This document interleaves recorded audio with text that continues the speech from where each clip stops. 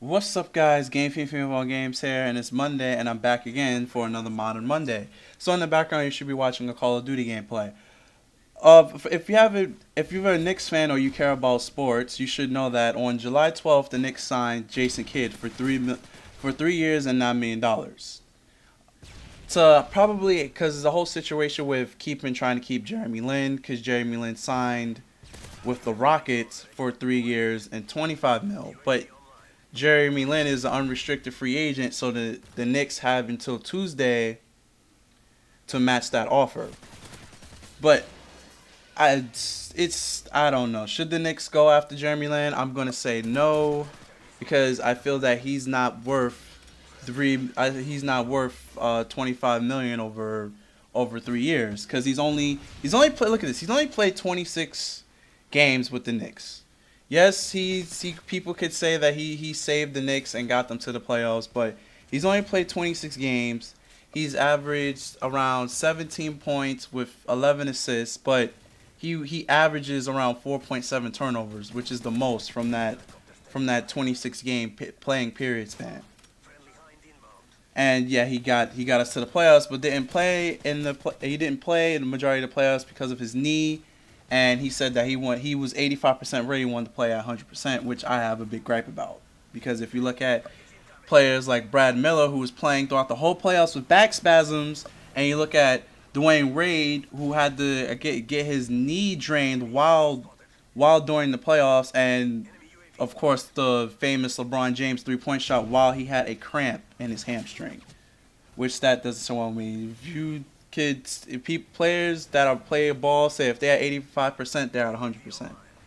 So the Knicks do a sign in trade that the Knicks will get back Ray Felton and center Kurt Thomas for Dan Zerjak and Jeffrey Jerries. So we lose those two, but we get back Ray Fulton and Kurt Thomas. So we get from some release off the bench. Ray Felton may start or may not start. I don't know. That's still up in the air. But at least he could probably, I think Ray Felton's around 25, 26. So at least he could learn under Jason Kidd, who is 39 and who is second all-time in assists, second all-time in steals, and third all-time in three-pointers. I don't know. So maybe he could benefit more of this than Lynn, because it seems Lynn's leaving New York solely for the money. He's going to Houston, which has nothing, instead of taking less money in New York when New York could become something. And well, that's just how sometimes it works. He's just looking out for himself. I don't want the Knicks to match it because I feel he's not worth 25 mil over 3 years. Because what if last season those 26 games was a fluke? What if he does bad? Then the Knicks are stuck with him for 3 years in that contract. Even though people say, oh, 3 years, 25 mil is not that much for him, it kind of is, because it's almost a 50-50 chance. You don't know if he's going to do good. You don't know if he's going to do bad. So he should have just... Then I think the most the Knicks offered him was the same thing that they offered Jason Kidd, was like 3 years for $9 million or 3 years for $10 million. He could have took that, learned under Jason Kidd, and learned how to develop, and he could have gotten better. But he wants to go to the Rockets, where nobody could teach him. Basically, at this point, he would be the star of Houston, and there would be no direction. Nobody would be able to tutor him. Nobody would be able to teach. It's like, all right, look at the Mario Chalmers situation over in the Heat. If you guys paid attention, you know how LeBron James, Chris Bosh, and Dwayne Wade and Haslam were always yelling at him because they were trying to teach him, like trying to constantly telling him the mistakes that he made on the mistakes that he was doing and trying to tutor him while he was playing. Because the four of them on the Heat are actually very, very good, talented basketball players. But you look at the Knicks, you have Carmelo Anthony, you have Amal Stoudemire, and you have Tyson Chandler, and now with the equation of Jason Kidd, which could tutor Jeremy Lin from time to time on the sidelines or during the game, as the Heat did to Mario Chalmers. Now, when he goes to Houston, there's nobody there at all. There's honestly nobody good on that team.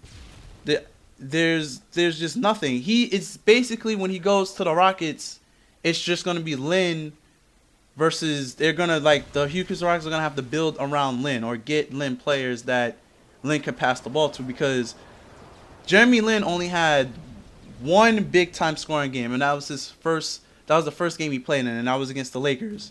And Kobe Bryant asked him, "Oh, do you know who Jeremy Lin is?" He was like, "No, I don't know him." And you gotta take that in consideration as too. Majority of teams that played Jeremy Lin for the first time didn't know of him or didn't know of him. Now he can be downloaded, he can be filmed, he can be watched, he can be studied. And the first note that everybody's going to point out is his turnovers. He averages around 4.7, which was the most in that 26 games playing period that he played. So now that there's film out on him, teams and good players are going to study him now to see how they can even force even more turnovers. But yeah, that's all I have to say about the Knicks. I hope the Knicks don't re-sign him. The Knicks looks like they're not going to re-sign him after requiring Ray Felton and Kurt Thomas with this the sign and trade. That's going to wrap it up for this video. Please give me your opinion on should the Knicks re-sign Jeremy Lin or not. They have till Tuesday at 11:59 p.m. to match the offer. And I'm Game Field Games, guys, signing out. Peace.